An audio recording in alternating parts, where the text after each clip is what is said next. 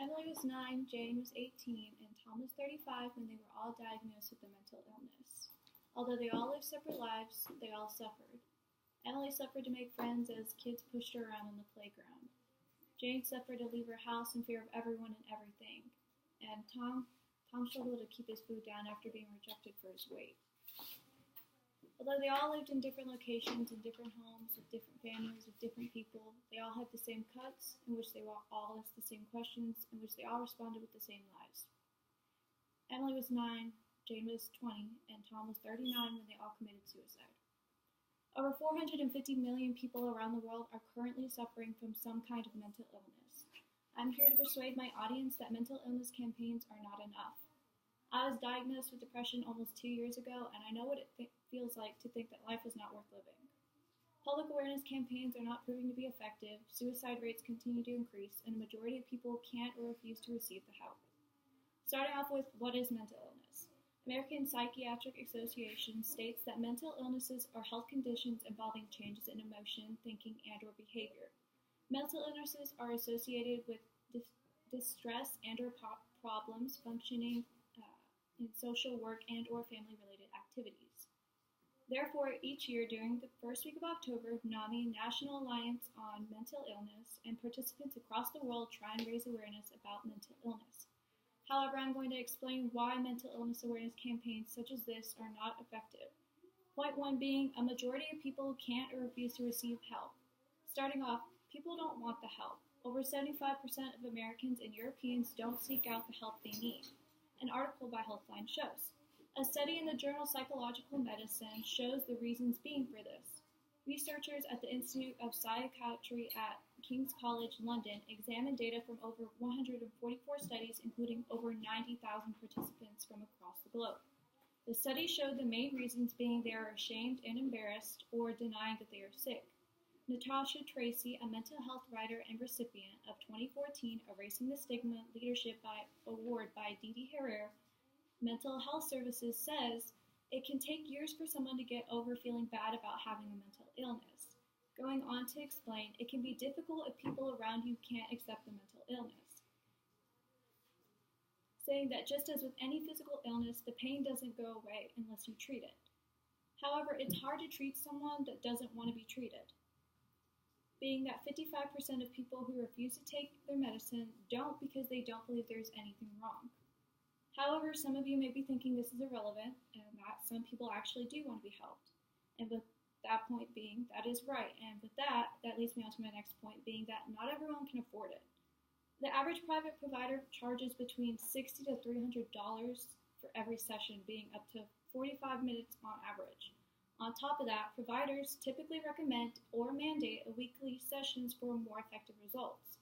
So on a monthly basis, mental health treatment also accounts up to an out-of-pocket cost between $120 through $1,200 a month alone. Think Progress shows that over 50% of Americans can't afford the help that costs are simply too high.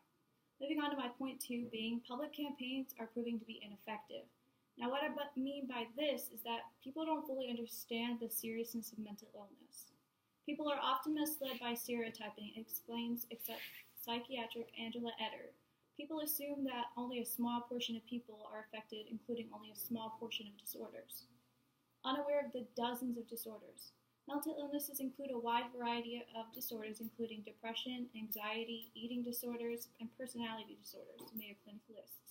According to a CNN article, an online survey done by American Foundation for Suicide Prevention emailed individuals over the age of 18 at random, and the results were startling. Although most people surveyed identified life circumstances, depression, post-traumatic stress disorder, and bipolar disorders as a risk factor for suicide, more than half of 53% did not know that people with anxiety are also at risk for suicide. This only furthermore shows the lack of information people receive and understand. You can lecture someone all day, but it's not going to do anything if the people and the listener aren't captivated in the speech. Leading into my last point being that suicide rates continue to increase. If public awareness campaigns are so effective, why are suicide rates continuing to increase? CNN shows that suicide rates in the U.S. alone have already increased more than 25%. since 1999. A government report found that over 25 states in the U.S. have experienced a rise in suicide by more than 30%. Now, these may just come off as technical numbers, but World Health Organization break down the math, and the results are really unsettling. They estimate that on average, the number of people who commit suicide are 1 million yearly, 123 daily, and 1 for every 40 seconds. Even scarier is that they predict by 2020 that it will decrease to 1 life for every 20 seconds. And these numbers will only continue to rise. However, before I wrap up this, I would like to go on to my PowerPoint. Alright, I would like to go on to my plan on how to fix this and what's the best solution for the problem. And so I would like to talk about NIM. NIM stands for National Institute of Mental Health. It is the lead federal agency for research on mental disorders. It is the largest biomedical research agency in the world.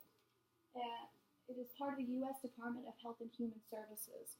And if you look online on their website, it has many things. It's not just over like a simple like, oh, you go do this and you get this result. It's over like research, over their database. It has so much information on each of them. It explains like the disorders and what you can do and what the problem and how it's caused. As you can see in here, there's bipolar, depression, obese camp, schizophrenia, and more. All right.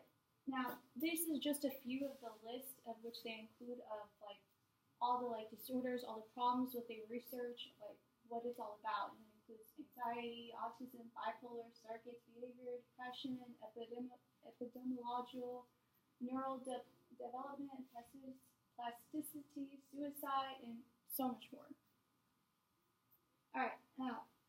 Now, when I'm saying my solution is that we should go and fund it or support the program or talk about it, anything like that.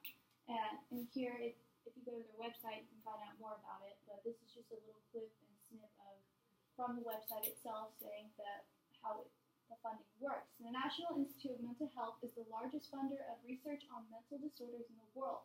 Below you can find NIM funding opportunities and announcements, including the specific to clinical research and training. Also, learn more about NIM funding, strategies, application process, and grants management. All right, and if you really truly want to learn more about it, you can always go on their website and you can find all their contact information, and this is just a little bit of it. All right. Now, like I said in the beginning, over 450 million people are currently suffering a mental issue. Maybe it's because people don't understand what mental illness is, maybe people can't afford it, or maybe people just don't want the help. Whatever the reason is, it doesn't change the fact that suicide rates continue to increase. And they show no sign of slowing down. Mental illness awareness campaigns are not enough, and I strongly urge you to go out and do something, help support, find programs, donate money, anything. Because what may seem so little to one person could really be one person's entire world. Okay, thank you.